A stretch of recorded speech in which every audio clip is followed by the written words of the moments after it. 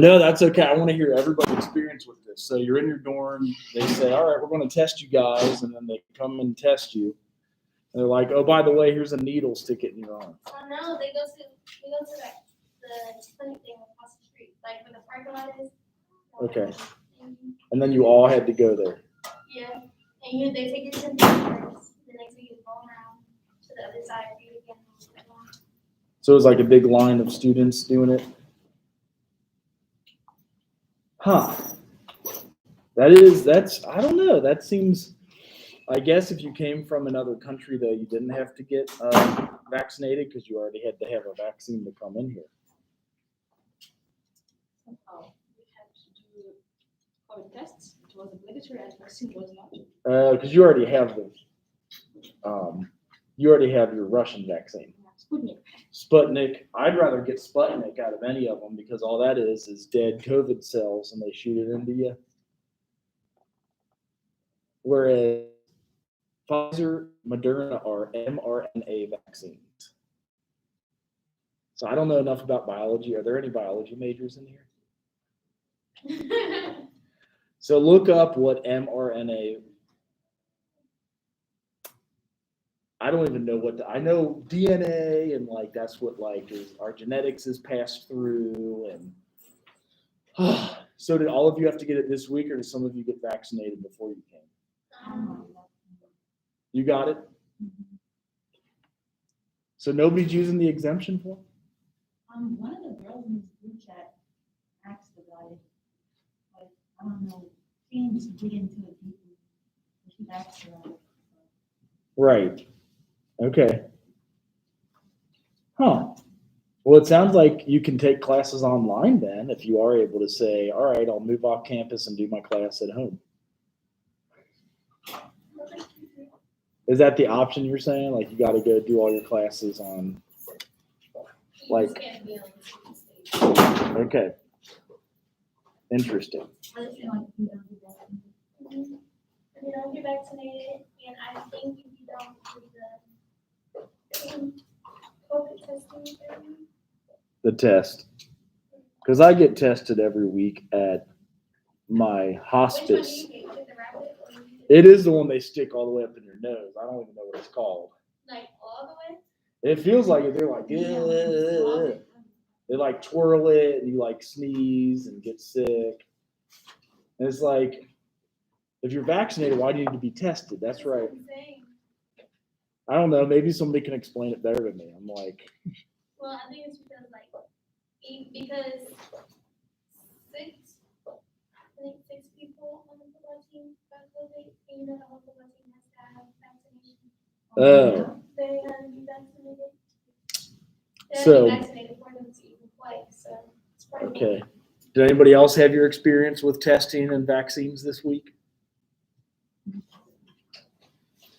Like you have to go over there to get it somewhere?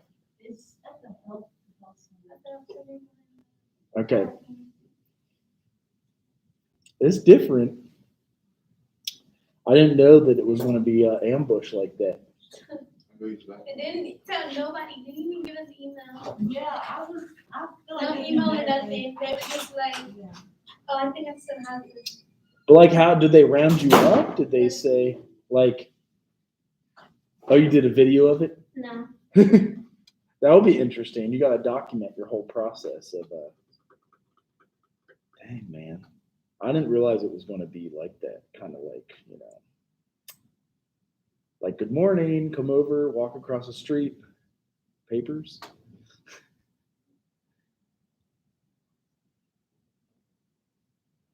How many other majors do we have in here? Are you guys all social work? Everybody? What's your major? Oh yeah, okay, that's cool. They got some good programs for that, I feel like. We have a lot of funding for it, like the marijuana growers or hemp. I guess it's hemp, not marijuana, which is a little different. I can't find it, but it was basically a little flyer saying that it was mandatory for us to all go Really? to So, the annex building like, from I think 8 to 3. So you go to your dorm on like Monday, and then you're like mandatory go here, and then. Wow. That's why I was like, yesterday, I was like, what time do we get out of here? Because I gotta go. Oh, because we were finishing at 3. That's Yeah. right. Okay. Well, we go. If we went the whole time, it would be like 1 to 2:30. But because it's hybrid, I put some stuff online. I'm So, wow. I guess. But that's what they want to do. Yeah. They're saying, like, because I was talking to one of the ladies, and she was saying that they're making this all mandatory for all schools. Some of the schools don't even do it. Wow. And then even like the football team, if they got COVID, should they not be playing? Right. Yeah. Yeah. It sounds like there's a lot of uncertainty. It seems like, you know what I mean? There's like, we don't know what route. Well, for a while they said if we had the vaccine, we didn't have to wear a mask. But then it's like, well, Still gotta wear masks. now you got to wear a mask. And it's like, you don't have to be tested if you have it. Now I think, yes, you do have to be tested. So it's, It just don't make sense. I'm surprised to get the vaccine. It's good on health. It's still get COVID. yeah, it is different for sure. Well, luckily today we're just kind of finishing up chapter 4. So you guys believe we're already in the 4th week? That's like a quarter of the way done with the semester. I know I'm sure that the semester is 24. Oh, because this is a 16-week class, but you're saying are there 8-week classes that finish faster, or you're saying there are some classes that Well, I are. was on the calendar. On the fall calendar, it said that our finals was the 24th of September. September. It would probably be midterms then. Because there is, okay, so we have an 8-week semester, and that's usually, social work does not. Social work is always like the full amount of time unless if it's a summer class. They have 8 weeks, which there's one that starts in August and it ends basically October 1st week, and then the second 8-week would be October, November, and might end in December. There's also a 16-week, which is usually, most classes traditionally have always been 16 weeks. That's just been like your normal semester. But I do like the 8-week thing. Like, say for some reason you screw up in a class real bad and you haven't turned in anything or showed up, you can drop it, withdraw, and then go to the second session 8-week class and like make up for it. Like if you have registered for 12 hours and if you're still on time for October, you can go there right now and register for an 8-week. Or if you only have 12 or 15 hours and you wanted to have 18, you can add an 8-week class because you pay the same price no matter what if you're full time. So, So I'm getting credit for this class. this is a 3 credit hour class over 16 weeks. This is all of our social work classes go the full amount of time. It's part of our accreditation. We cannot be fully online, and we cannot be, that's why we're usually hybrid. We can be half online, but that's about it. So anyway, welcome. Here's a sign-in sheet. How are you guys all doing or feeling? Those who got the shot, are you feeling okay? Sign. I'm out of ink on this. Because sometimes you can feel sick up to like 1 or 2 weeks later and just still getting flu-like symptoms. Can't really see what it's on. I have a Pulitzer Prize winning documentary, and it's basically covering every area you'll ever see in the field of social work. So it's only a half an hour too. It's real quick. I wanted to make sure I went through this stuff though, finishing up chapter 4, and you'll see all of these in this video. It's mostly about addiction in the Midwest, but you'll have a lot of different organizations delivering social work. So the agencies, and then you'll have our different associations like the NASW and CSWE.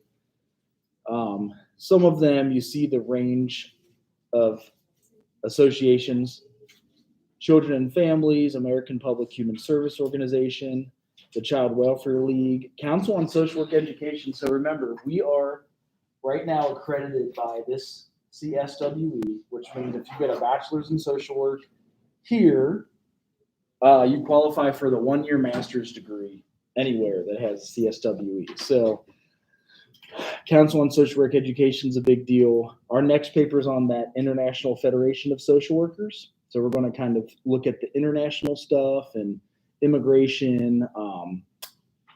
Afghanistan's the big hot topic right now, so that's where we see a lot of the international. Before that, it was more, Iraq and Iran. And then the NASW, we have a conference next month. So every October and November, the National Association of Social Workers has a conference. And if you are a social work major and you talk to our director, they'll pay for you to go to our conference. And it's in Columbus. We used to have transportation and everything. So most social workers, and you'll see this in this documentary, they can be a primary and a host. We have both sectarian and non-sectarian, private for profit, and then not for profit. You'll see a lot of not for profits in the social work field. There's also, when you get your independent license, you can work as a counselor at a private practice. So that's where usually people hang up their own shingle. And then we've got urban and rural differences, which in the morning class I showed tent city. Has anybody seen a tent city anywhere in existence? Which city did you see it in? Miami. So basically, unless you want to describe what you saw there, how it looked like.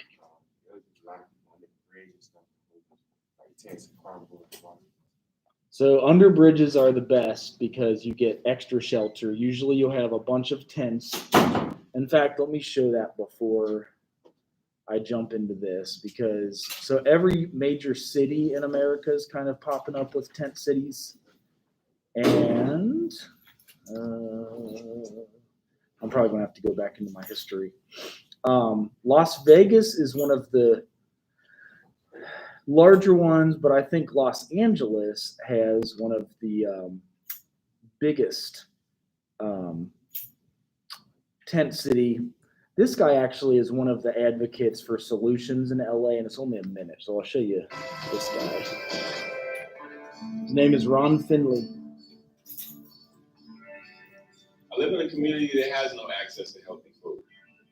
The diabetes, the heart disease, off the charts. All this is food related. All this can be changed by your diet. But instead of having healthy stores coming up, we have dialysis centers coming up. That's one of the reasons I planted my garden. I just got tired of waiting. I figured it was a way to show people to grow their own food also. I couldn't imagine that growing food would have this kind of impact around the world. I like what's happening with the food movement across the planet. People want the right to grow their own food. Be able to plant in my parkway was a big challenge because it's against the law to plant in your parkway. With the help of the city council, we're changing it. Since we've been away from it for so long, people think it's magic or it's hard. There's nothing hard about it. A lot of plants, they don't need that much care. They can grow up in the smallest crack. They're like us. They want to live too.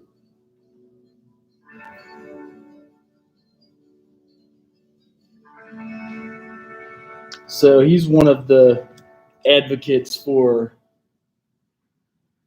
Los Angeles, and there's a lot of documentaries about him in specific. Ron Finley, he definitely changed the city council laws, and it didn't type. Of course it didn't.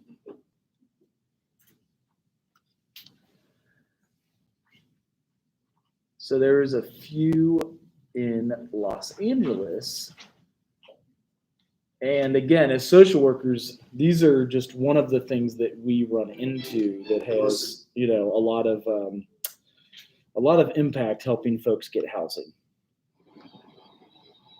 Venice Beach in Los Angeles is known for its relaxed, tolerant lifestyle. There were once a few people living in tents along the city's famous boardwalk. However, the pandemic fueled the rise of Americans without housing. Now, the tents are a city of their own, just one example of a growing displaced population in Los Angeles. City authorities eased rules and allowed people to sleep along the beachfront, while officials worried that dispersing communities would spread COVID-19. Kennard Durr works as a vendor on Venice Beach and was once without housing himself. He says he's never seen an issue balloon like this in 3 decades of being there. When COVID hit, it was a whole different ballgame. Maybe like 10 times the amount of homeless people. There had never been homeless on the hill or on the grass, to the point that the locals like, hey, what's going on? With an influx of people migrating to the beach, conditions have grown worse. Venice officials looked to another LA neighborhood, Echo Park, for solutions.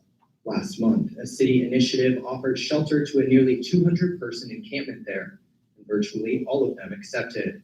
But those who declined faced a removal operation, with police officers clearing structures and tents, despite protesters flooding Echo Park to stop them. Venice City Councilman Mike Bonin says the focus should be on finding housing, not police action. Let's work on getting the damn housing and get people housed. If you are talking about hundreds of police officers in riot gear coming and taking over a neighborhood, arresting people, and closing off a major public park in the city of Los Angeles, then no, I'm not there. Not everyone agrees. Mark Rayovic is a Venice Beach activist and advisor who believes Echo Park should be a model. Why are they not doing it here and bringing this park back to public use and helping all of these people? We have assaults and fires and some deaths out here routinely. They all need that help, and the public would like this back. It should never have been allowed to slide and get into this terrible condition. The question remains how Los Angeles can relocate tens of thousands of people without trampling their rights. On Monday, LA Mayor Eric Garcetti proposed one step, a nearly $1 billion budget to provide beds for those who need them.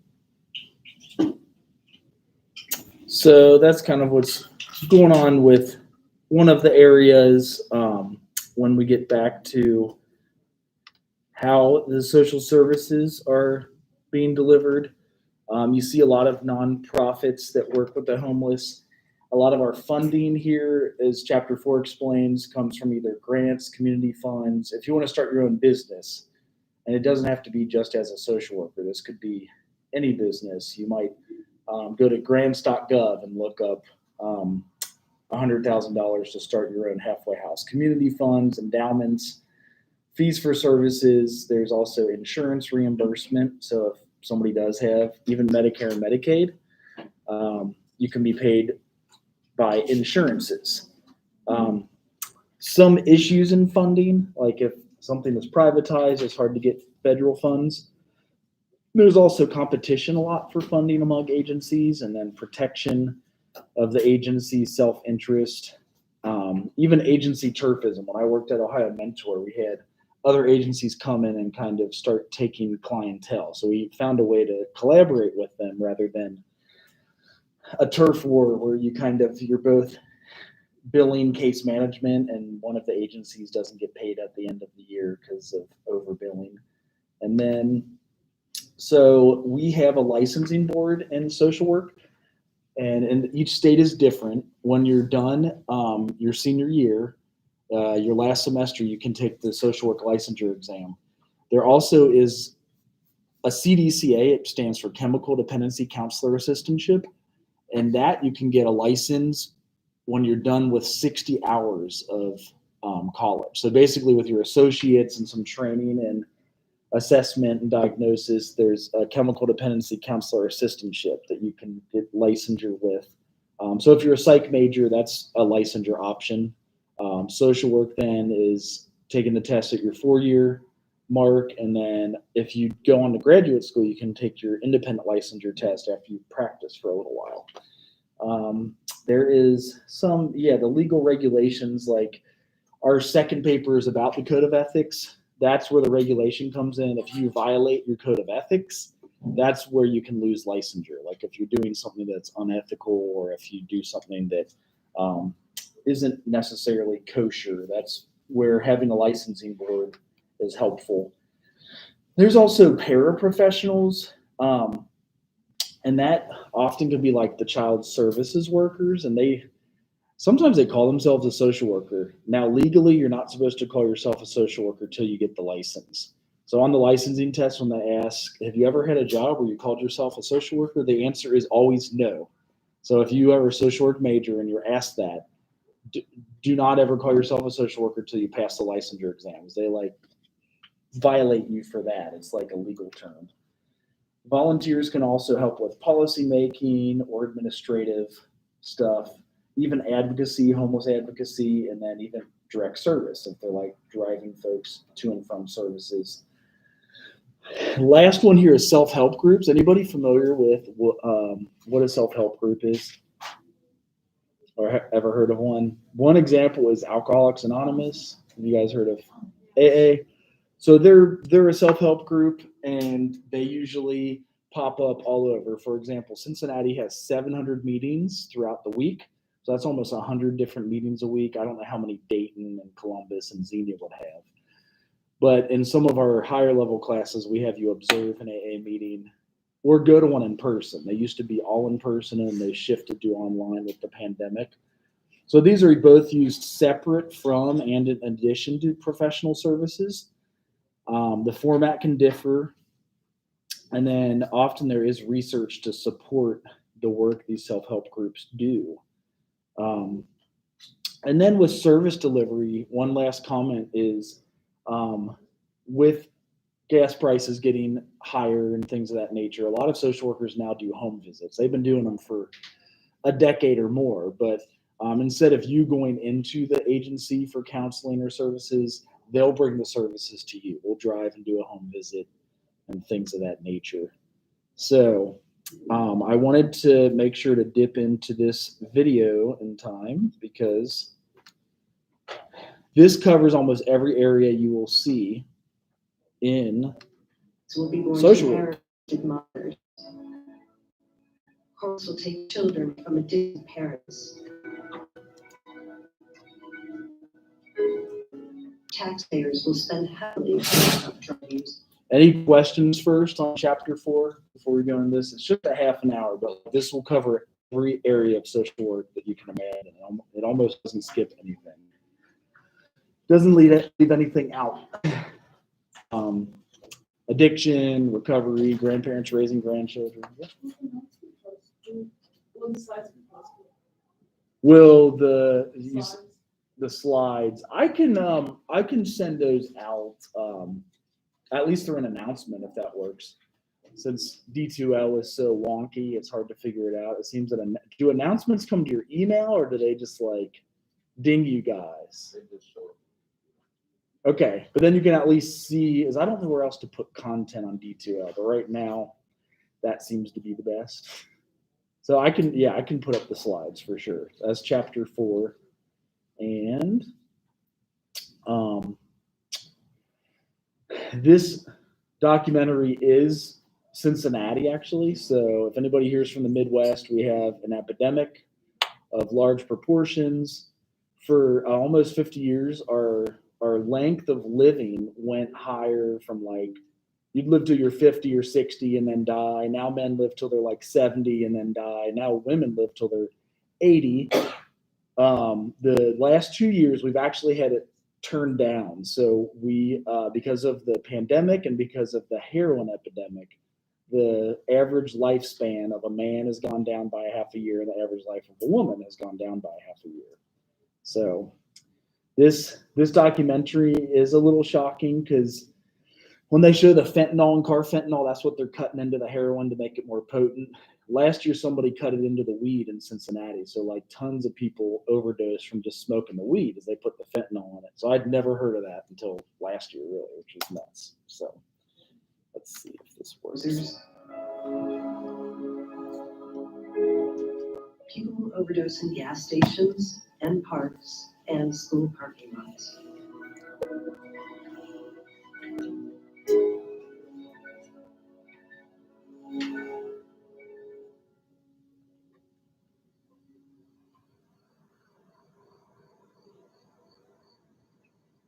It's the first day of another week of the heroin epidemic. Over the next 7 days in greater Cincinnati, at least 180 people will overdose. 18 will die. This is normal now. This is a typical week.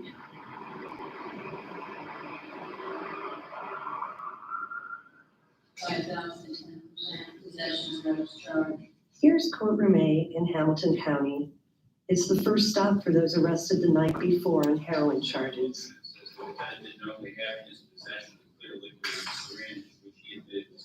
On this morning, as on most, 1 in 4 cases on the docket is directly connected to heroin. They come from wealthy neighborhoods and poor. She had syringes in her vagina that she did not disclose. They are young and old, parents and grandparents, sons and daughters. Sometimes they are brought here hours after they almost died from an overdose. Sometimes they don't make it to court. Heroin and other opiates kill 1 American every 16 minutes. That's more than die in traffic crashes. 911, what is the address of your emergency? 4980 Glenway Avenue, Coastal Library. My children's librarian is asking for documents. She thinks that he may be overdosing. Hello? Hello, this is 911. Yes, please, sir. My brother and his friend overdosed. Where's In the my car. I'm running around the room. What's going on? Stay breathing. Well, what's the blue? Just walked into my buddy, he's answering his phone, and I believe the OD, and I think he's dead. Okay, can you tell me for sure if he has a pulse or a heartbeat? He's always fucking cold. I got a phone call. She was all upset for. I couldn't understand her, and I said, "I think she's telling me my baby's dead." No, it's not real. No, I don't know. It feels like your soul leaves your body. It felt like somebody just blasted me in the chest with a shotgun. That's what it really felt like. I guess they see it so much, they just look at it like, well, there's another dumbass, whatever. That corner said, I deal with this every day. And they kept, well, we deal with this every day. I said, yeah, well, I don't deal with this every day. I don't got to deal with it every day and bury my child. Every day my child's dead. I don't deal with that every day. Well, how would you feel if you went your child was dead?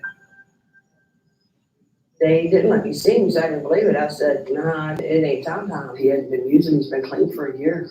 He said, Mom, look, I promise you, Mommy, I will never do heroin again. He said, Mom, that stuff they got every day. He said, it's not heroin.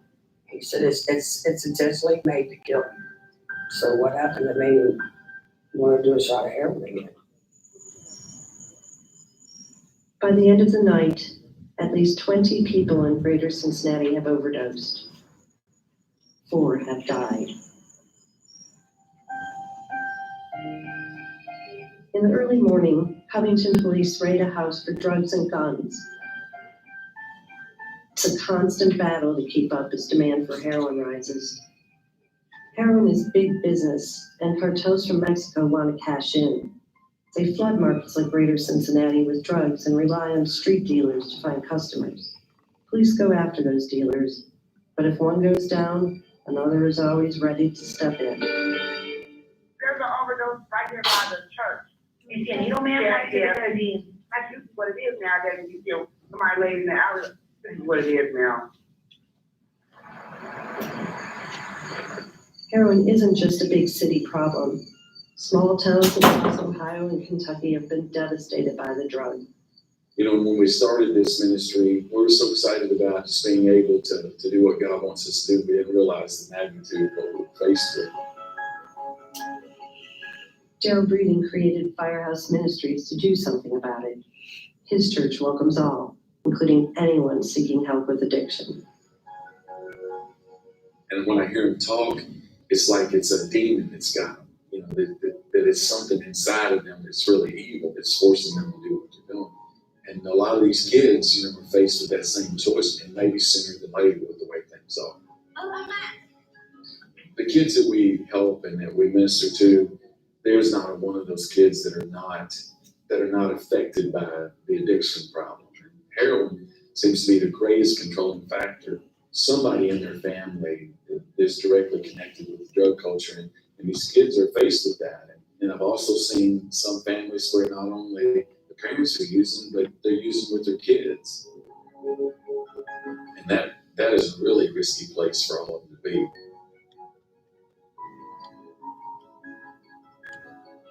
And I know for a lot of their lives, that just seems like a normal thing that, my parent is using, my siblings are using, and it's an atmosphere that just creates a whole lot more trouble for them when they think that kind of lifestyle is normal. Father, we just want to thank you for the blessings that you give us. We want to thank you for this day, and Father, for these kids that come out. I just pray that you protect them and keep them safe. Draw them close to you and let them experience your love and your mercy. In Jesus' name. Amen. By the end of the day, at least 38 people have overdosed for the week. 6 have died.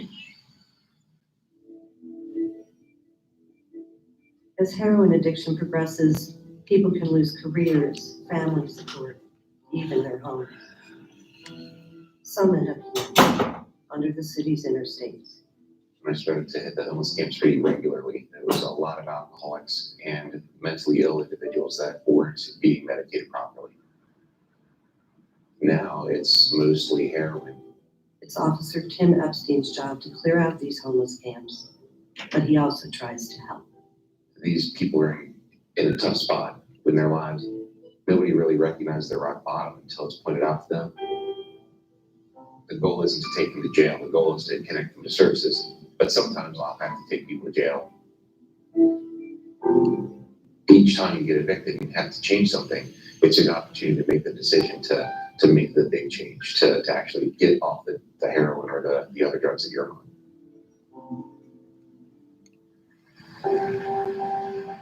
Kim Hill is preparing to see the son she lost Monday to a heroin overdose. Tom had been drug-free for about a year before relapsing. His friends found him in his apartment, a needle in his arm. Just to see your child looking like that and that had been doing it so long. I remember just laying on the chest and saying, why did you do this? Why? I wish you did this, Tom. And I just laid there on him and kissing him. And I didn't want to let him go, and I didn't care. I loved him. I just wanted to bring him home.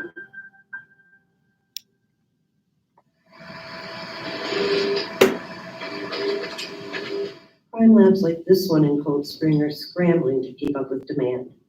Evidence in every drug case ends up in a place like this, where it's tested, measured, analyzed. If they're really, really into it, this might not be enough for them for the day. Heroin isn't the only problem. Synthetic opiates such as fentanyl and carfentanil are increasingly common and increasingly deadly. So this is how much and why with heroin, they can use less heroin if they cut it with fentanyl, and obviously a lot less if they use carfentanil. It's just like a speck of sand, and if they cut that out and spread it over several ounces of heroin, and then with fentanyl, it's close to that. Those were synthetic opiates that were made in China. You used to be able to order them online and just kind of get them mailed here to the U.S. They finally stopped that. But an interesting fact is that 98% of the opiates were grown in Afghanistan. And so with the end of the war, that also may change some of the dynamics where the heroin is coming from. It usually is grown in Afghanistan and brought through Mexico up to the southern states and then Cincinnati and whatnot. So this is what they were cutting the weed with. So as you can see, it's real easy to you just sprinkle a little bit in. And I guess maybe they thought it would just give it a better buzz or a better high, but some people reacted differently and overdosed on it. So just a few crumbs are enough to kill. The idyllic suburb of Fort Thomas has had its share of heroin problems. And the highways bring even more people with addiction through. Police created the heroin interdiction team after the drug was blamed for several deadly crashes in northern Kentucky.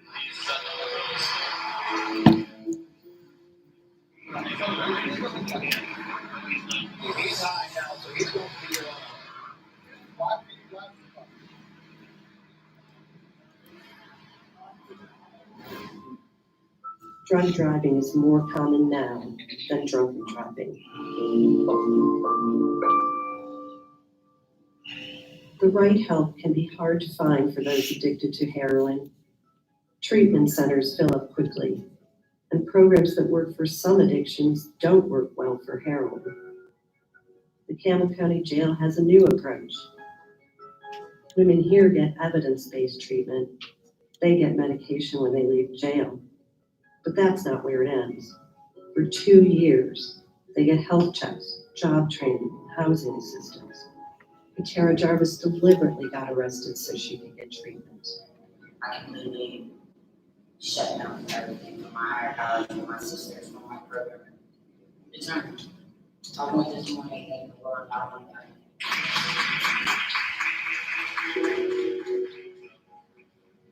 Cincinnati 911, what is the address of your emergency? No, I'm in the parking lot of school, but it's like emergency. I think you overdosed. I don't know what you took.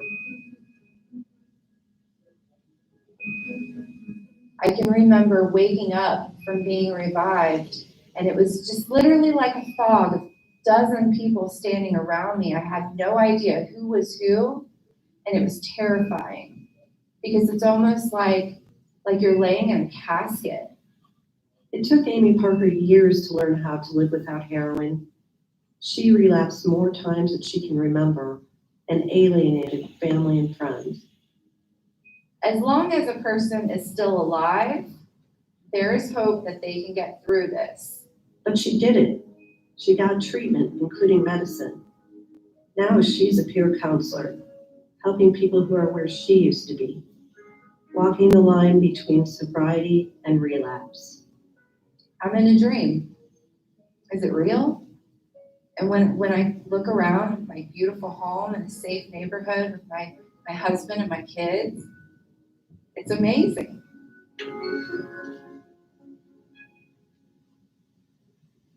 By the end of the day, at least 63 people have overdosed for the week.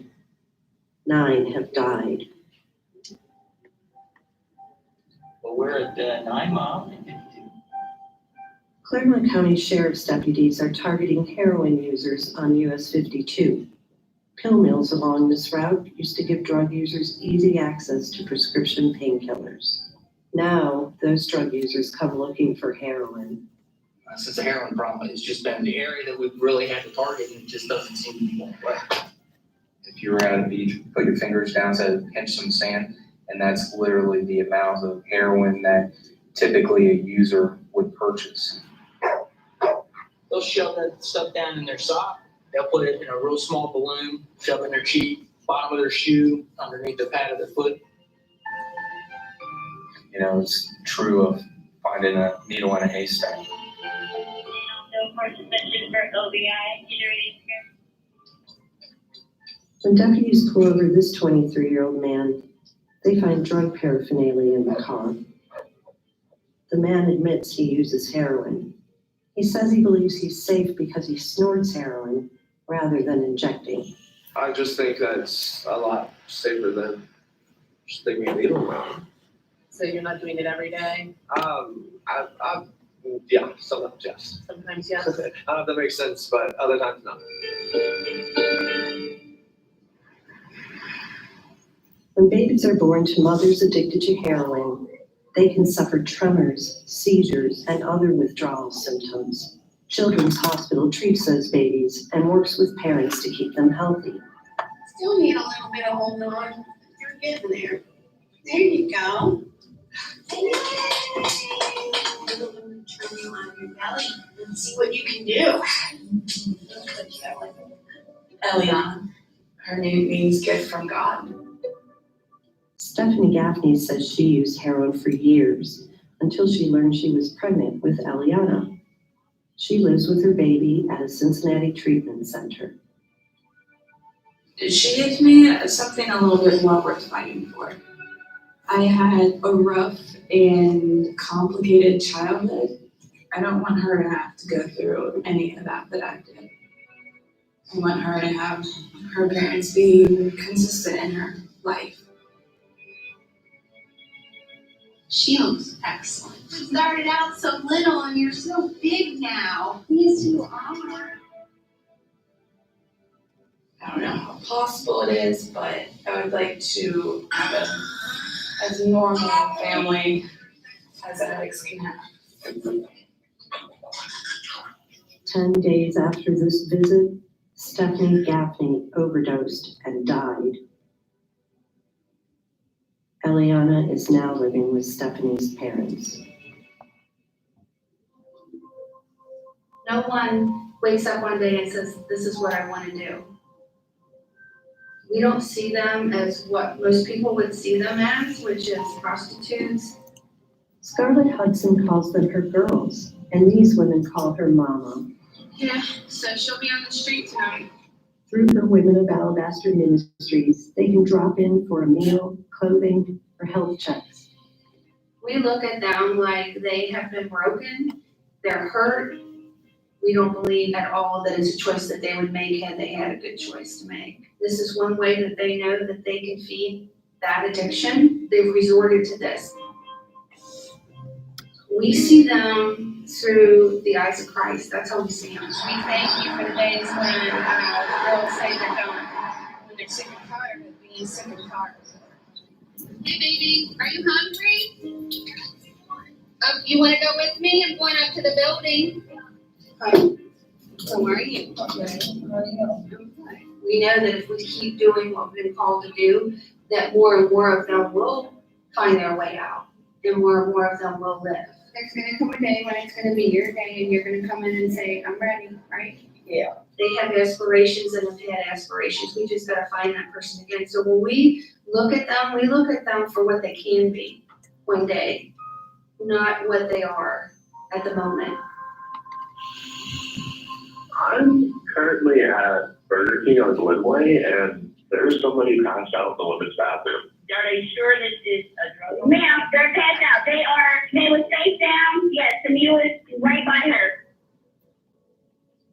Most companies won't hire someone who's struggling with heroin addiction. Warsaw, Kentucky's largest employer, Dormant Products, takes a different approach. We got two new people here. Who you on? What's your thing? I've been struggling with heroin for the better part of the last 7 years. Workers meet weekly on company time to talk about their struggles or struggles of family members. So I've got kids that my son are at, and they have put me through hell and then some. So people just want to look at you and say, there's nothing to do, just, get to God and forget about it. Well, that sounds good, but it doesn't work that way. Especially with your kid. Most of the time, it's an escape. You're hunting for the parts and you don't really have a lot of time to think. That's the hardest part, is putting your game face on and trying to pretend like you're okay. In here, I don't have to do that. A lot of the guys that were in here will come up to me on the floor and ask me, how are your boys doing? Have you heard from Josh yet? And that means a lot, because a lot of people, they don't get it. My last job with one of the cashiers, she was talking about heroin addicts one day, and she made a very nasty reference, and I was like, I'm gonna stop you right there. I have 2 sons, they're both heroin addicts. You're entitled to your opinion, but I cannot sit here and listen to you say nasty things, that they all should die and all of that. I pray that you're never in my situation, because only then are you gonna understand it. And I don't want you to learn that way. Every single addict out there is somebody's child. By the end of the night, at least 123 people have overdosed for the week. 13 have died. We have a woman overdosed in our public restrooms. Overdoses happen everywhere. This one is in the restroom at Finley Market. Someone finds a 35-year-old woman in a blue tank top and yoga pants sprawled on the floor. A syringe loaded with heroin is at her side. The life-saving drug Narcan reverses the effects of heroin. A worker at the market has it in her purse and uses it to revive the woman. Usually it's the police or paramedics who have to administer Narcan. This man passed out while sitting on a bench at Hyatt Park. A bike cop spotted him and called for paramedics. Now, the cop is shooting naloxone into the man's nostrils.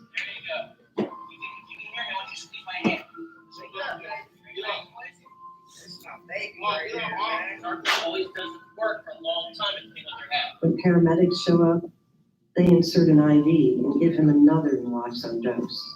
Just relax, please. This time the man rouses. It's okay, buddy. Relax, you're good, okay? Just lay still. When he comes to, the medics tell him he should go to the hospital, or at least sit and drink some water. Instead, a friend helps him to his feet, and they walk away. By the end of the day, at least 123 people have overdosed for the week. 13 have died. I think the guy OD'd on heroin. I think the guy's dead. Scary moments for a family driving southbound on I-75 near the Weston Hills Viaduct. That's where Cincinnati police arrest a man for OBI on heroin after a crash. Heroin users cause crashes all the time. Sometimes they shut down a major interstate. When this driver and passenger overdosed while headed south on I-75, paramedics saved their lives. Police charged the driver with driving while on heroin. More people died from overdoses in Butler County this week than in any other greater Cincinnati county.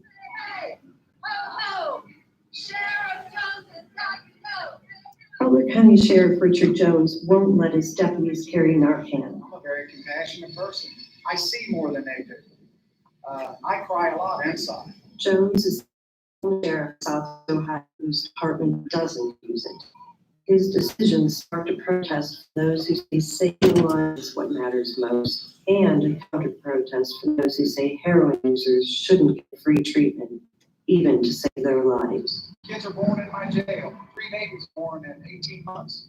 Born in 12 pregnant ladies in my jail have 35 babies. One of them has 7. They don't have any of them. Children's Services has it. Narcan isn't the issue.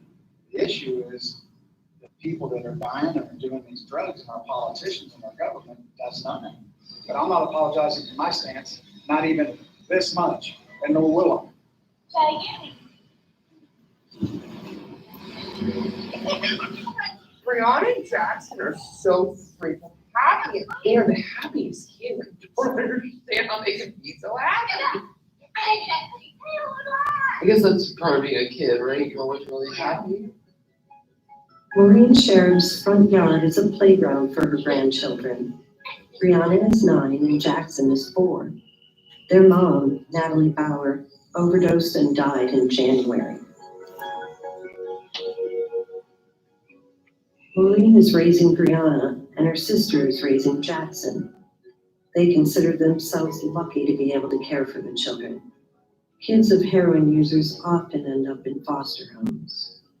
It is scary, raising a child without a parent. We don't know what to do. We have to almost smother them with so that they understand that they're part of a family. And you understand that it was an accident. That you didn't leave them on purpose. People say it'll get better.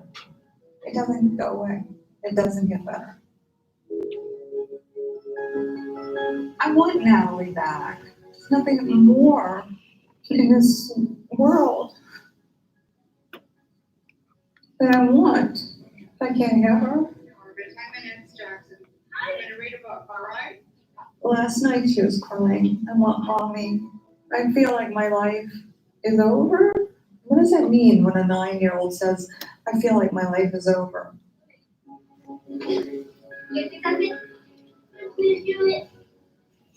Brianna was saying last night, why did this have to happen to me? This is unfair. I said, you're right, it is unfair. I don't know why this had to happen to me. They have to be so brave. If it took her life to bring theirs, then that's what her destiny was. Her life was worthwhile. By the end of the night, at least 154 people have overdosed for the week. 13 have died.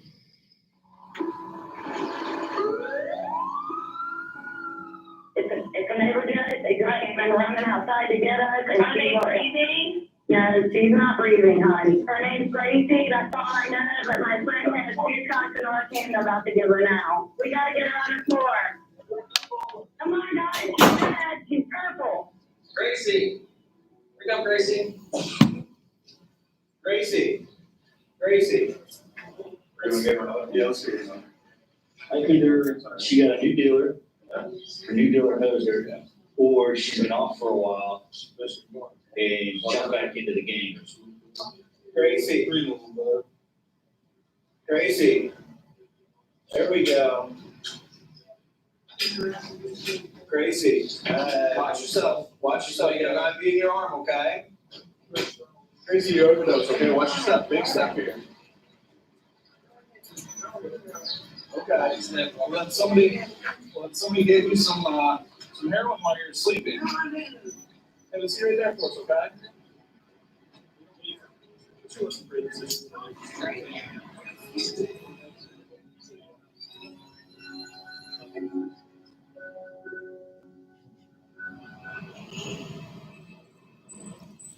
If the heroin So a lot of times they say that they were drinking, but the only thing that Narcan works on is opiates. So if you put opiates in their system and it reverses the effects and they wake up like that, it means that they were on heroin, actually.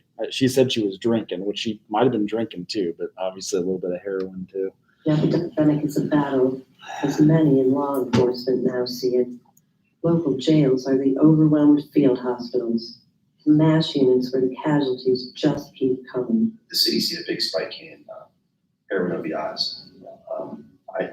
From what I understand is they've had more heroin-related OBIs than they have alcohol-related OBIs. And they're easier to convict too, because most of the time they catch them either with a needle in their arm or they give them Narcan to bring them back. And the only thing that Narcan works on is opiates, so you can't really hide that. I dedicated every day to the rush of getting high. I'm sick of it. I'm sick of it. It's a trend, I guess, from the system. It's really hard to get out. So I found OD dead about 7 or 8 separate times over the time, so, I probably have 20 odd ODs, I should by all accounts probably be dead. More than 200 inmates at the Hamilton County Justice Center are admitted heroin users. Jail officials believe the actual number is much larger. Heroin users typically don't stay here long. They get patched up and booked, but the jail is crowded. If they've committed no other crime, they are often released within days or hours. Many return again and again. Thank you for stressing me out. I'm not asking you to take 6 hours out, but just asking you to be there.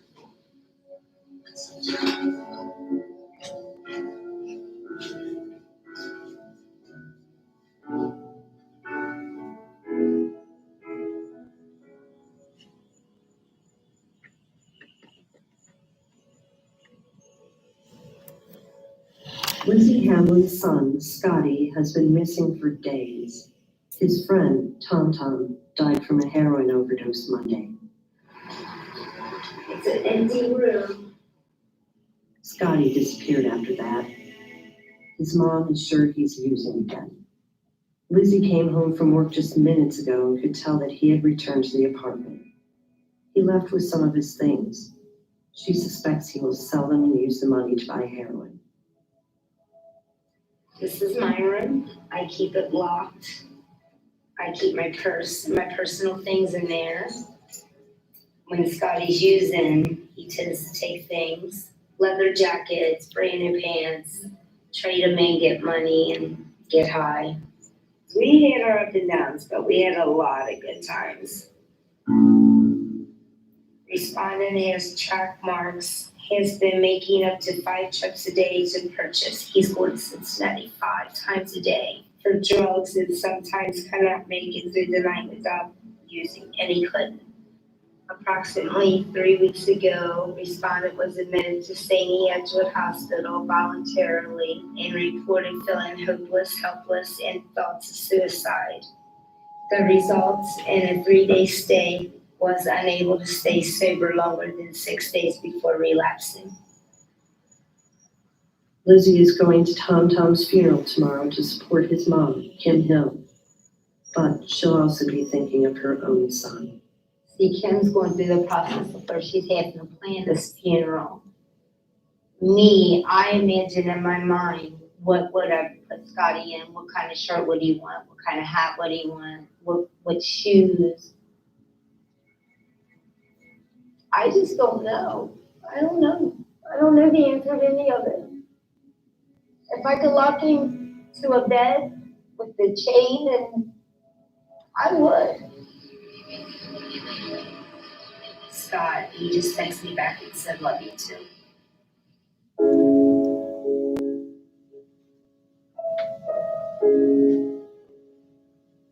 By the end of the week, at least 180 people have overdosed. 18 have died. This is normal now. This is a typical week.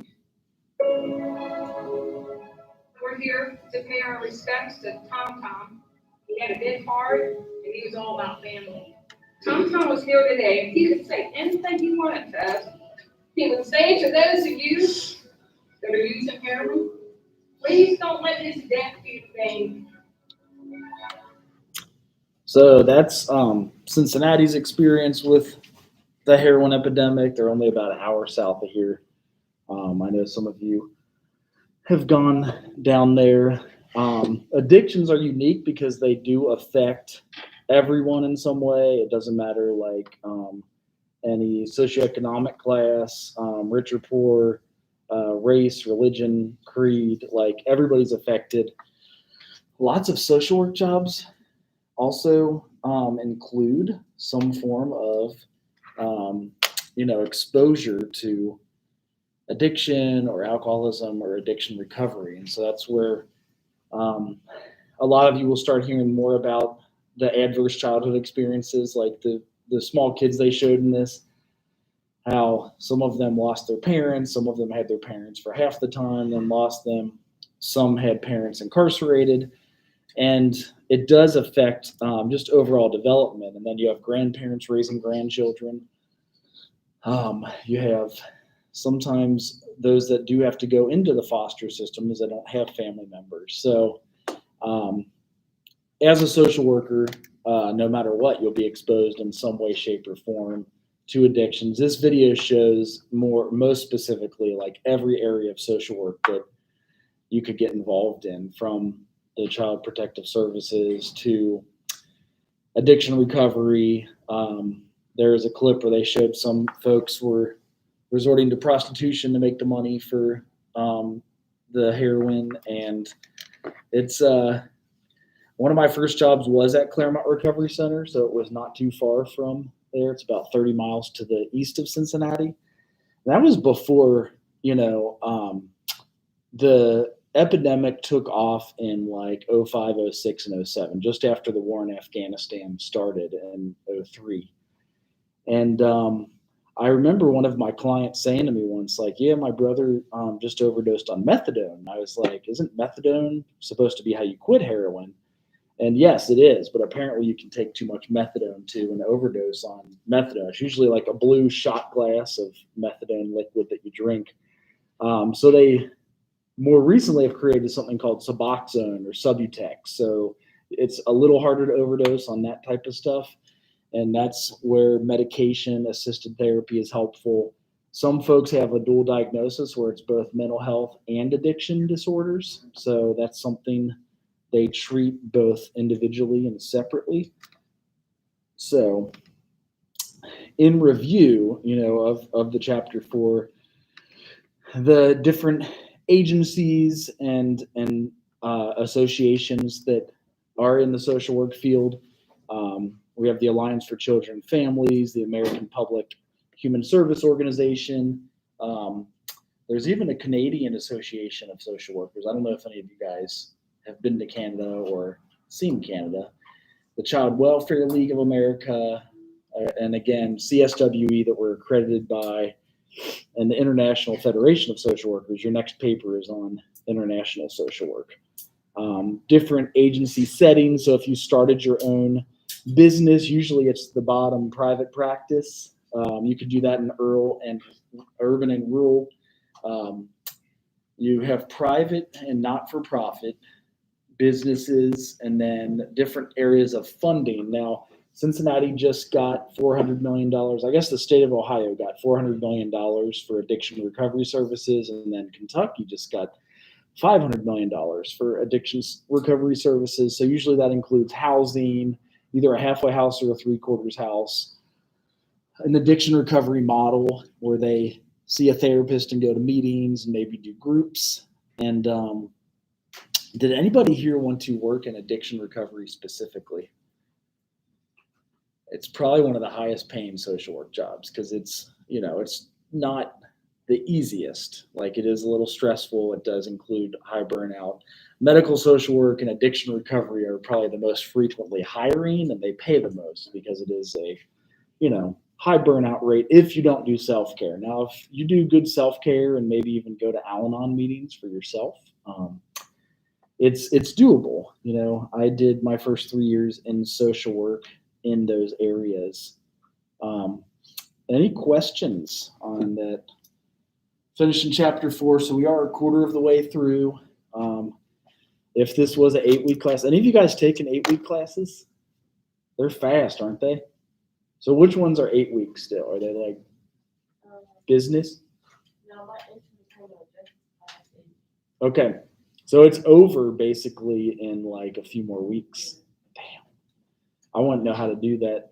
It's like a summer class. We have them that fast, but I do like the model though, because if you like screw up in the first half and say you didn't turn assignments, weren't showing up, or are failing, you can withdraw from this class and go take the second 8-week class. We have an 8-week session in October, November, and December. So I do like that it gives that second chance. I think you still can withdraw up until like October or November. And that way, no bad grade shows up. And then if there's still time to register for the October 8-week class, you can replace that with a good, solid, strong A or grade that would be better than a bad grade. So I like the 8-week classes. We just don't offer them in social work that I know of. So that's chapter 4. Anybody having trouble accessing the book or getting your free book? I'm glad they finally came through on it. Is it digital, or will they send you a hard copy if you beg them for it? They're all digital. I hate digital books. You could buy the last year's edition for like $5. It's not much different. If you went and bought like 6th or 7th or 8th edition of Dubois Miley, you could probably buy it for $5 on eBay if you wanted to, and they'll ship it to you. If you don't like digital books like me, I would print it out probably. So, or any other questions? Because I'm trying to crush through this for you guys. So you can get to your weekend. Anybody have Friday off? No classes tomorrow? You're done? Yeah, that's how you do it. Tuesdays and Thursdays only. That's my favorite types of classes. You could do like a Wednesday night class, Tuesday, Thursday, just stack 4 or 5 of them, and then you're done. But it makes for long Thursdays for sure. Well, that's all I got, unless if y'all have questions. And I'll stick around for questions if you have any afterwards too.